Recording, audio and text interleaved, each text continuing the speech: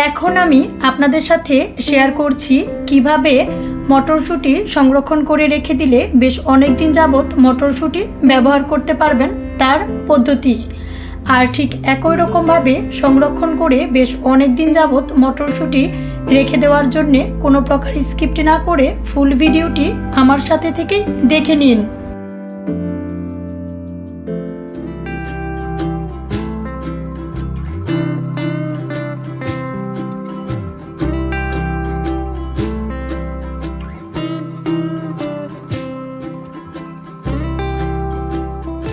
বাজারে মটরশুঁটির উপরের আবরণটা ফেলে দিয়ে যে বীজগুলো বিক্রি করা হয় এগুলো কিন্তু প্রচুর পরিমাণে রং মিশানো থাকে। এর জন্যে আস্ত মটরশুঁটিগুলো আমি কিনে নিয়ে এসেছি। এবার মটরশুঁটি থেকে বীজগুলো আমি ছাড়িয়ে নিচ্ছি।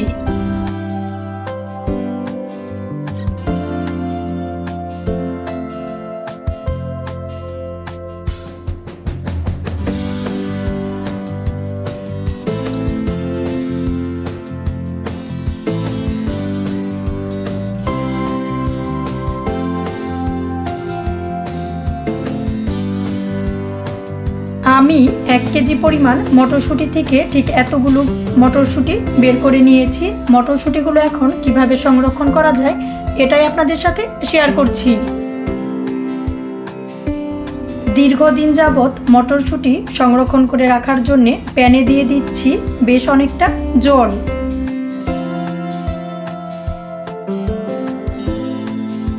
বেশ অনেক দিন যাবৎ মটরশুঁটি সংরক্ষণ করে রেখে দেওয়ার জন্যে 1/4 চামচ লবণ আর সাথে 1 চামচ চিনি আমি দিয়ে নিয়েছি।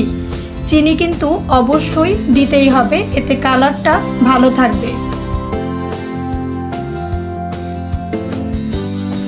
যে কোনো ধরনের সবজি সংরক্ষণ করে রেখে দেওয়ার সময় গরম জলে চিনি দিয়ে দিলে ওই সবজির কালারটা কিন্তু ঠিক একই রকম থাকে, কালারের কোনো পরিবর্তন হয় না। এখন জল ভালো করে গরম হয়ে গেলে মটরশুঁটিগুলো দিয়ে দিচ্ছি। প্রথমত যখন আমি মটরশুঁটিগুলো দিয়ে নিয়েছি অল্প পরিমাণে মটরশুঁটি কিন্তু জলে ভেসে আছে, আর সবগুলো মটরশুঁটি কিন্তু প্যানের নিচেই রয়ে গেছে। 2 থেকে 2.5 মিনিট পর মটরশুঁটিগুলো কিন্তু প্যানের উপরে ঠিক এরকমভাবে ভেসে উঠবে।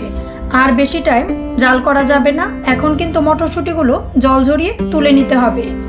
2 থেকে 2.5 মিনিট পরই মটরশুঁটিগুলো প্যানের তলা থেকে উপর দিকে ভেসে উঠবে, ঠিক ওই অবস্থাতেই জল ঝরিয়ে মটরশুঁটিগুলো তুলে নিতে হবে।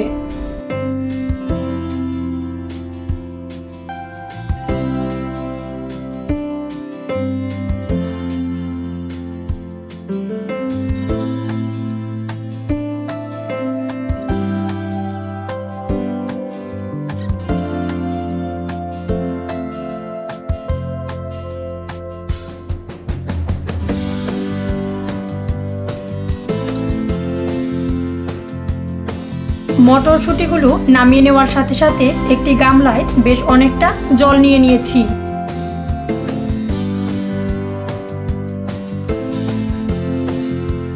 বড় একটি বলে জল নিয়ে দিয়ে দিচ্ছি বেশ কয়েক টুকরা বরফ।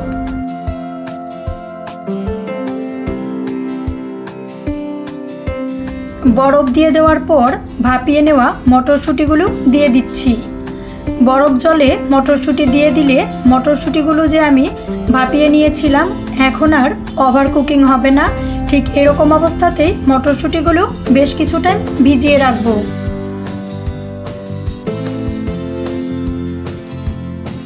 তিন 4 মিনিট মটরশুঁটিগুলো খুব ভালো করে ভিজিয়ে রেখে মটরশুঁটিগুলো আমরা জল ঝরিয়ে তুলে নিব।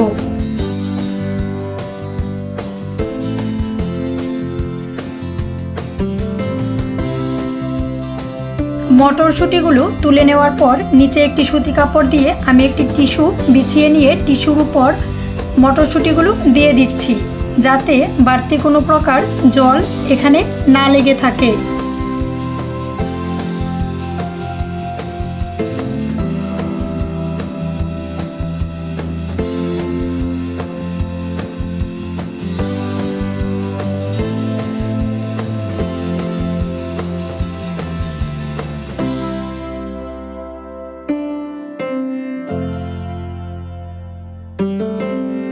ভালো করে ছড়িয়ে দিয়ে উপর দিকে আরেকটি টিস্যু দিয়ে চেপে চেপে খুব ভালো করে জল শুকিয়ে নিচ্ছি।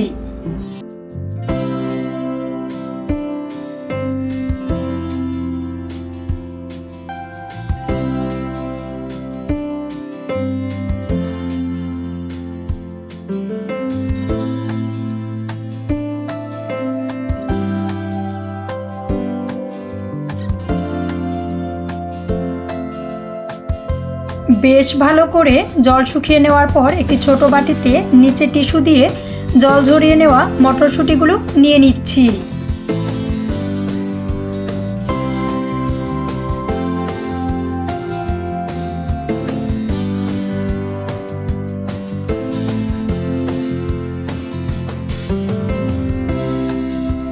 মটরশুঁটিগুলো খুব ভালো করে বাটিতে নিয়ে উপর থেকে একটি টিস্যু দিয়ে আমি মটরশুঁটিগুলো ঢেকে দিয়ে আমি বাটিটি বন্ধ করে নিচ্ছি ঢাকনা দিয়ে।